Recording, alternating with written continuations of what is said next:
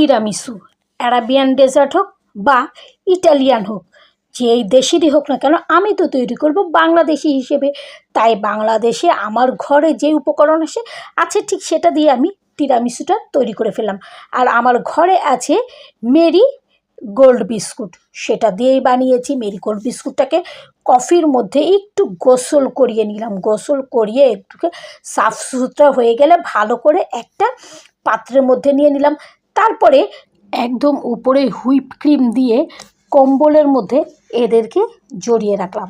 এরপর আবারও দিলাম বিস্কুট, তারপর আবারও সেই একদম হুইপ ক্রিমটাকে কম্বলের মতো জড়িয়ে দিয়ে ফ্রিজে রেখে দিলাম 1 ঘন্টার মতো। 1 ঘন্টায় এটা একটু শক্ত হয়ে এসেছে।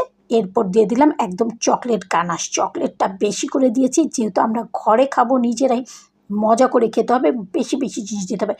একদম 1 গাদা চকলেট দিয়ে আবার কিছুক্ষণ ফ্রিজে রেখে দিয়েছিলাম। তারপরে ওপরে বের করে দিয়ে দিলাম কোকো পাউডার। কোকো পাউডার দেওয়ার পরে আর তর সইল না, দেখে এত লোভ হলো আর কি ফ্রিজে রাখবো। এটা যদি আরও 3-4 ঘন্টা ফ্রিজে রাখতে পারতাম তাহলে কিন্তু জিনিসটা আরও মজা হতো, কিন্তু সেই ধৈর্যটা আমার নেই। আমি গপাগপ খেয়ে ফেললাম। কেমন লাগলো জানাবেন।